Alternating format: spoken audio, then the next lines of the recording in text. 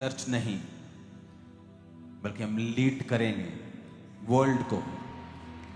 अपने हाथों को उठाओ। एक प्रोफेसी वीडियो को हम देखेंगे, क्योंकि वो आपको दिखाना जरूरी है प्रार्थना से पहले।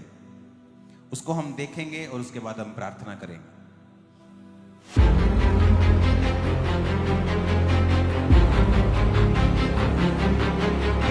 परमेश्वर आने वाले समय की बातें अपने सच्चे दासों भविष्यद्वक्ताओं पर पहले से ही जाहिर कर देता है। परमेश्वर के दास अपोस्टल अंकुर यूसुफ नरूला जी ने 8 अगस्त 2024 की व्हाइट गारमेंट्स मीटिंग, जो अभी भी यूट्यूब के ऊपर अवेलेबल है, उसमें भविष्यवाणी करी कि आने वाले समय में फॉरेन देशों में पॉलिसीज चेंज होंगी।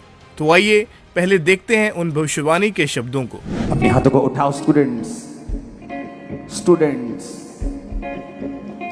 क्योंकि आने वाले समयों में देशों की पॉलिसीज बदल जाएंगे। मुश्किल होगा दूसरों के लिए, लोगों के लिए फॉरेन जाना बहुत मुश्किल होगा। जैसा कि आप जानते हैं कि अमेरिका में प्रेसिडेंट डोनाल्ड ट्रंप ने आते ही बहुत सारे रूल्स को चेंज किया है और विशेषकर इमिग्रेंट्स के लिए हार्ड पॉलिसीज बनाई गई हैं। सचमुच परमेश्वर आने वाले समय के बारे में अपने लोगों को बताता है अपने सच्चे दासों के जरिए, ताकि आप पहले से ही तैयार हो जाएं परमेश्वर के अनुरूप जीवन को व्यतीत करने के लिए, प्रार्थना करने के लिए। अपने दूसरे कार्यकाल के पहले ही दिन ट्रंप ने कई एग्जीक्यूटिव ऑर्डर्स पर हस्ताक्षर कर दिए। सबसे पहले डोनाल्ड ट्रंप ने यूएस मेक्सिको बॉर्डर पर एक नेशनल इमरजेंसी डिक्लेयर कर दिया है, राष्ट्रीय आपातकाल। ट्रंप के अनुसार यह स्टेप लेना बहुत जरूरी था इमिग्रेशन क्राइसिस से निपटने के लिए। तीसरे बड़े डिसीजन में डोनाल्ड ट्रंप ने कहा है कि यूएस गवर्नमेंट अब उन बच्चों का सिटीजनशिप रिकॉग्नाइज ही नहीं करेगी जिनके पेरेंट्स इलीगल इमिग्रेंट्स हो। यह ऑर्डर उन बच्चों के भी बर्थ राइट सिटीजनशिप को मान्य नहीं मानेगा जिनके parents temporary work visa, student visa या टूरिस्ट वीजा पर यूएस आए हो। अब का सबसे बड़ा कैंपेन इशू और ट्रंप 2.0 सरकार का सबसे बड़ा एजेंडा रहेगा इमिग्रेशन का इशू।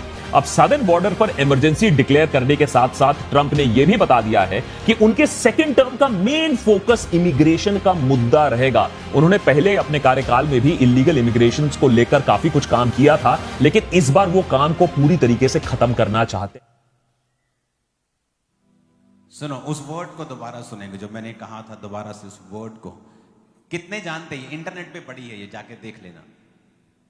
अभी भी जो मीटिंग हुई थी व्हाइट गारमेंट वाली, फ्यूचर में फॉरेन जाना नियर टू इम्पॉसिबल होगा लोगों के लिए, खासकर जो विजिटर वीजा पे जाके मैंने आपको बताया था कि वहां रहते हैं।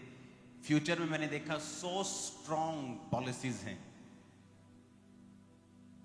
और अगर आप मेरी टीम से पूछें, उन्हीं दिनों से मैंने काम करना स्टार्ट कर दिया था अपने लिए, अपने वीजास के लिए, ताकि मुझे फ्यूचर में दिक्कत ना हो।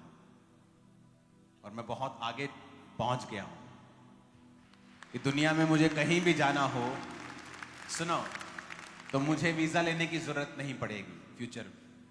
तो मैंने तब से काम करना स्टार्ट कर दिया था।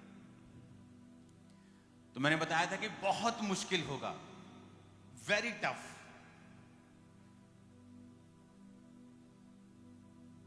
अगर आपने थर्सडे मीटिंग फॉलो की तो मैंने आपको बताया था कुछ प्रोफेटिक को 31 नाइट में कि जो व्यभिचार की बातें आप इंटरनेट पे सुनेंगे, आपने दुनिया में कभी नहीं सुनी होंगी पहले। कहा था कि नहीं? अब माता पिता के साथ गलत करना ये इंटरनेट में आम लोग बोल रहे हैं। देखिए वीडियोस, कितना बवाल मचा पड़ा है। और आपको पहले ही बता दिया गया था कि ऐसी बातें होंगी, आपने पहले कभी नहीं सुनी होंगी। क्रिश्चियंस लोगों के लिए गोल्डन नहीं, डायमंड टाइम आ रहा है। मैं आपको बता रहा हूं, गोल्डन टाइम वाला टाइम खत्म हो चुका हमारे लिए। अब जो ऊपर, उससे ऊपर टाइम होता है आपके लिए, वो शुरू हो चुका है। मैं आपको सच कह रहा हूं, आप देखोगे अभी आपको और अधिक समझ आएगा।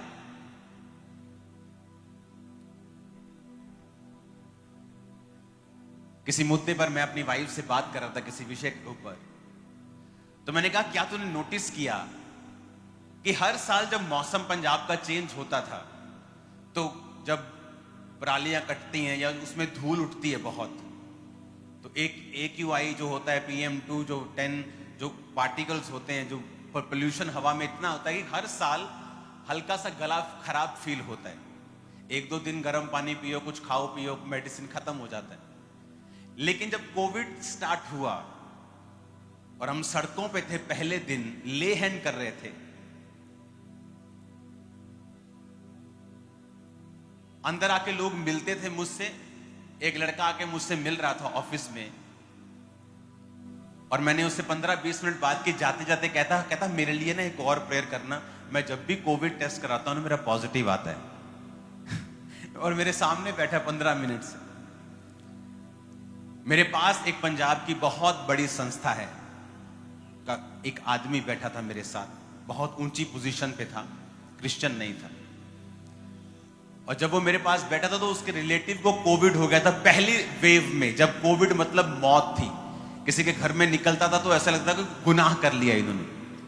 और उसके देखते देखते मैंने उसके रिलेटिव पे नाक पे हाथ रख के प्रार्थना की थी और वो ठीक हो गया था। और अगर आप कहेंगे तो वो टेस्टिमनी देने के लिए भी तैयार है, ऐसी बात नहीं। और ये अन्य जाति लोग हैं हाई पोजीशंस के ऊपर। और मैंने इसको कहा कि पहले जब थोड़ा बहुत होता था, कोविड के बाद तो बिल्कुल नहीं हुआ, हल्का सा भी गला खराब नहीं। क्यों? जब अंधेरा बढ़ेगा ये राइट टाइम होगा आपके शाइन करने का और ऊंचे जाने का। अभी तो कुछ भी नहीं, मैंने आपको जो जो कहा था अभी पूरा होना शुरू, किसी को नहीं लगता था। इंटरनेट पे क्या चल रहा है, कौन सा बंदा जीतेगा, उसका डाटा देखकर प्रोफेसी करना अलग बात है। पर उस समय क्या चल रहा था कि लोग फॉरेन पे फॉरेन जा रहे थे और जाना इजी और था, पैसे हैं आप चले जाओ। लेकिन परमेश्वर यह कह रहा था कि ऐसा नहीं चलेगा, क्योंकि यह मुश्किल होने वाला है। फ्लो के अगेंस्ट प्रोफेसी करना जो परमेश्वर की ओर से होता है, वो डाटा देख के आप नहीं कर सकते।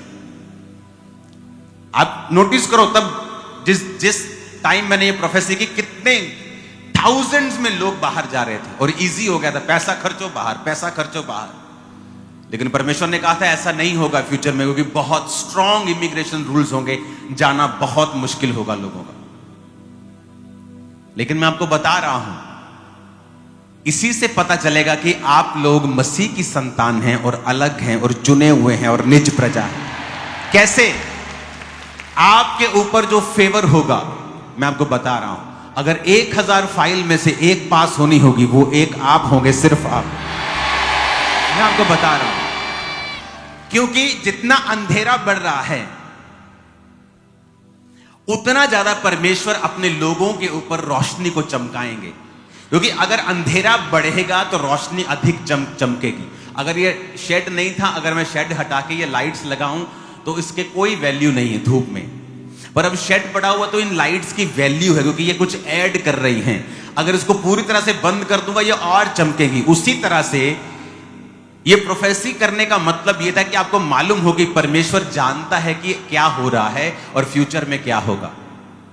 जब मैंने आपको बताया कि इस साल हम ऐसी व्यभिचार की बातें सुनेंगे इंटरनेट के ऊपर कि आपने जिंदगी में कभी नहीं सुनी होंगी। कॉमेडी के नाम के ऊपर इतनी भद्दी बातें आपने कभी लाइफ में नहीं, मैंने कभी नहीं सुनी। हमने वो सुनी। ये परमेश्वर की निशानी थी कि जो मैं कह रहा हूं वो हुआ, और जब मैं वो जो कह रहा हूं वो भी होगा।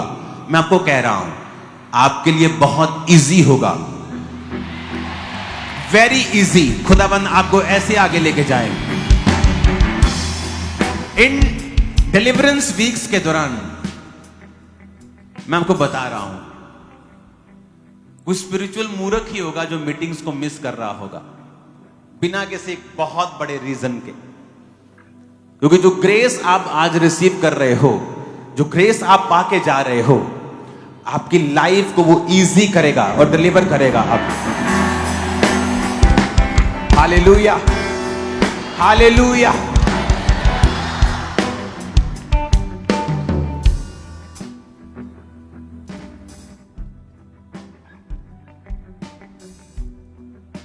कितने इन बातों को समझ रहे हैं? आपने कभी ऐसा सुना था मजाक? क्योंकि माता पिता के साथ सोने की बातें कर रहे हैं, उनको गलत देखने की बातें कर रहे हैं। और प्रभु ने मुझे साल के शुरुआत में बता दिया था कि ऐसा होगा, व्यभिचार की बातें महिमा मंडित होंगी। उन लोगों के मैं खिलाफ नहीं हूं जिन्होंने बोला, क्योंकि गलती किसी से भी होती है, जिसको वचन की नॉलेज नहीं उससे हो सकती है। और आप समाज को भी देखो, जब तक कोई चल रहा है, उड़ रहा है, तब तक उसके साथ हैं। जैसे कोई नीचे आया उसको अनफॉलो कर देते हैं। ये है रियल समाज। वो आपसे प्यार नहीं करता, वो आपकी मशहूरी से प्यार करता है। जीसस है सिर्फ जो आपसे प्यार करता है। जब आप डाउन होते हैं, जीसस कभी आपको छोड़ता नहीं, आपको अनफॉलो नहीं करता। आपसे मिस्टेक हो जाती है, आपको वो अनफॉलो नहीं करता, आपको छोड़ता नहीं। वो एक मिस्टेक किसी ने कर दी, पहले उसके पीछे पीछे घूमते हैं, मेरा पॉडकास्ट करो, मेरे साथ करो, मुझे बुलाओ। और जब कोई वो गलती करता है उसको अनफॉलो कर देते। क्यों? क्योंकि दुनिया फ्लो के साथ चलती है, ये आपकी सगी नहीं है। जीसस फ्लो के साथ नहीं चलता। सारी दुनिया एक तरफ थी और पतरस बैठा था उदास होकर। जीसस पतरस के पास आके कहते हैं, क्या तू मुझसे प्यार करता है? कहता, हाँ प्रभु, मेरी भेड़ों को चरा। फिर पूछा, क्या तू मुझसे प्यार करता है? प्रभु तू जानता है मैं तुझसे प्यार करता हूं। मेरे मेमनों की रखवाली कर, मेरे मेमनों को चरा। 3 बार उससे बुलवाया, क्योंकि 3 बार पतरस ने इनकार किया था। और परमेश्वर ने बताया कि मैं सचमुच तुझसे प्यार करता हूं। दुनिया आपको छोड़ देती, देखो मशहूर लोगों को अनफॉलो, पॉडकास्ट कैंसल। क्यों? अरे अभी तो उसको सपोर्ट की जरूरत है, उसने मिस्टेक की है, वो माना है मिस्टेक अपनी। पर ये दुनिया अलग है, ये दुनिया अलग है। आजकल डिजिटल गिद्ध है। डिजिटल गिद्ध पहले होते थे, आके लाश खाते थे। आजकल गिद्ध जो है वो डिजिटल हो गए हैं, एक दूसरे की कमियां पकड़ते और वीडियोस बनाते ताकि उनको व्यूज मिल सके। वो गिद्ध हैं लेकिन डिजिटल वाले। ये आपके सगे नहीं है। अगर आपकी लाइफ में जीसस है तो आप स्टेब्लिश्ड हैं, ब्लेस्ड हैं। मैं आपको बता रहा हूं,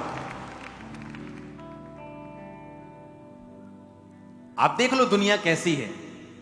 एक मिस्टेक और सब आपको छोड़ देते हैं।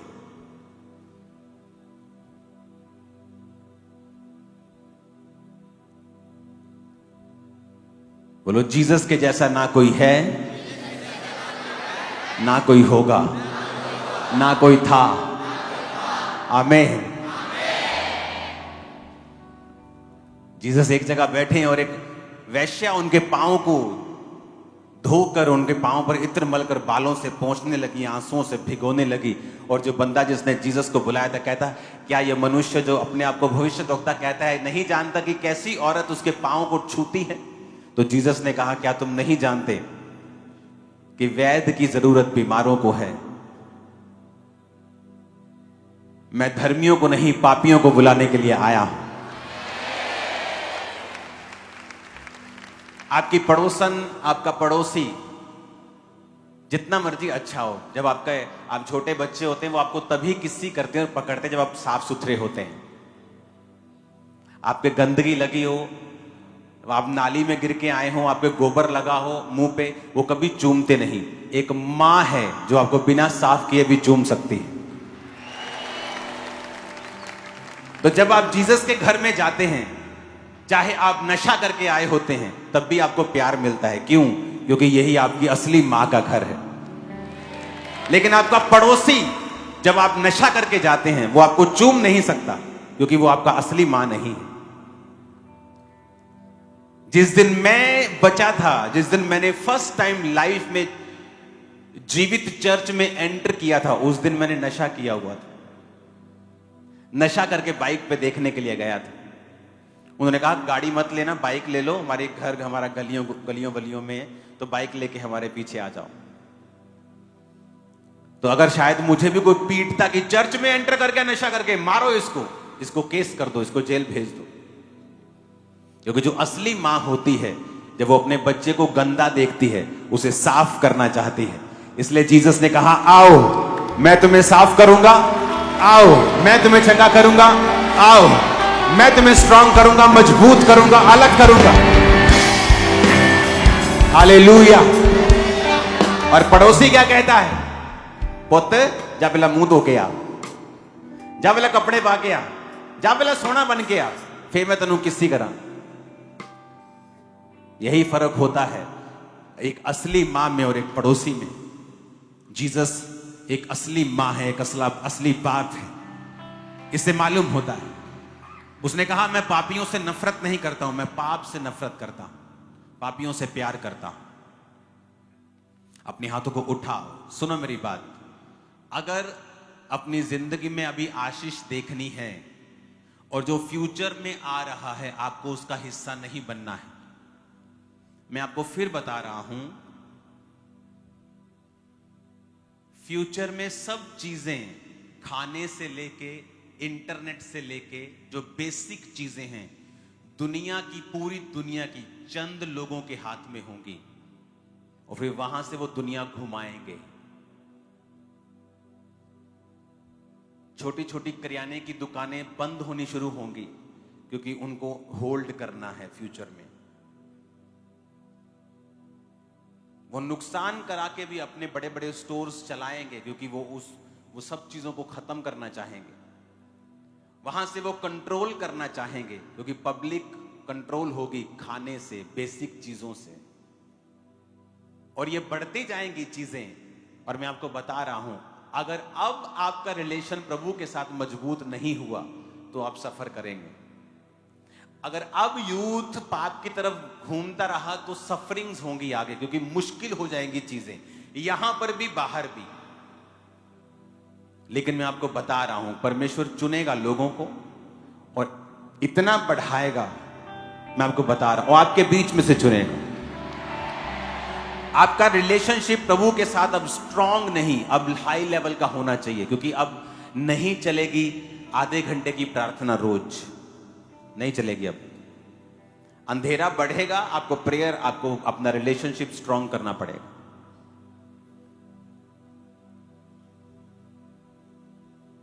प्रभु ने तब बताया था यहां लाइंस होंगी राशन के लिए, जब यहां पर राशन खुला था, भंडार भरे थे।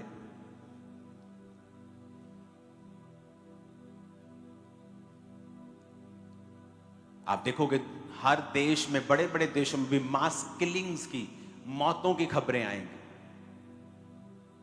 यहां पर भी आप देखोगे लोगों का जो उनका पेशेंस है खत्म होना शुरू होगा। चीजें मुश्किल होंगी, लेकिन मैं आपको बता रहा हूं, आपके लिए प्रभु का एक बड़ा प्लान है। आप चमकेंगे, आपको स्ट्रॉन्ग क्रिश्चियन लाइफ अब अपनानी पड़ेगी। अपने हाथों को उठाओ, अपने भारत देश के लिए प्रार्थना करते हैं। खुदा बाप, हमारे देश को तू ब्लेस कर, इसे हर तरह की गंदी योजना से बचा के रख, हमारे देश को ऊंचा कर खुदाबंद। तेरा पाक रूह हमारे प्रधानमंत्री को छुए, हमारे मुख्यमंत्री साहब को छुए। तेरी बुद्धि, तेरी ताकत इनके संग हो, तेरे लोगों के ऊपर बरकत हो, इकोनॉमिकली, पॉलिटिकली इस्टेब्लिश कर खुदाबंद। अपने लोगों की तू प्रार्थना को सुन और अपने लोगों की लाइफ को आसान कर। प्रभु यीशु मसीह के सामर्थी नाम में हम मांगते हैं, आमीन। ऊंचा ये आशीष हमारी। अपने घुटनों के भार आकर अपने हाथों